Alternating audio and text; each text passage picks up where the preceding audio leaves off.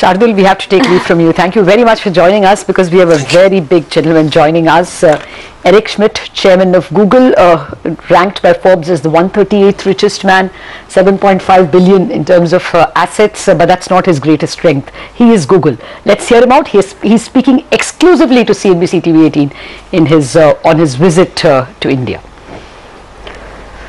I would disagree that we're going to remain a passive search engine. We have a product called Google+, which is doing extraordinarily well. The Google+ link graph, which is the sort of people that you interact with, is an important future signal in our search ranking.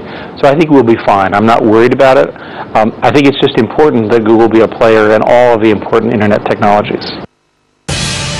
The Gang of Four was in reference to the fact that there were 4 network scalable platforms in our industry that were driving huge shareholder value, partner impact, competitive impact. And I think that they are properly described as Amazon, Apple, Google, and Facebook today. The threats to each of them are many. In Apple's case, Apple has a threat from Android, which has been well documented, and other kinds of threats from platforms. If you take a look at Amazon, there are many people trying to get into the e-commerce space. Facebook, of course, has Google+ as a competitor, and Google has competition from Microsoft in Bing and others, and in many of our other product lines. So the key thing for each of these companies is the rate at which they can continue to innovate to solve problems that really matter to the end user.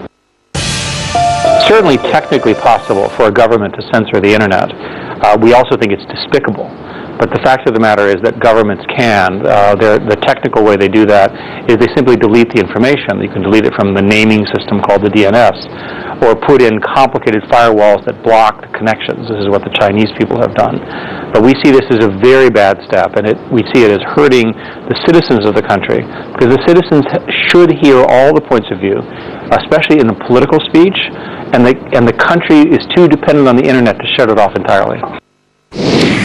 All right, that's in conversation with our veteran anchor and senior at Network 18, Senthil Shangalvarayan. You will be able to hear that entire interview later today. It's actually underway, and we're just getting you snatches of the conversation even as it is being done. Let's take a break on that note. We'll come back with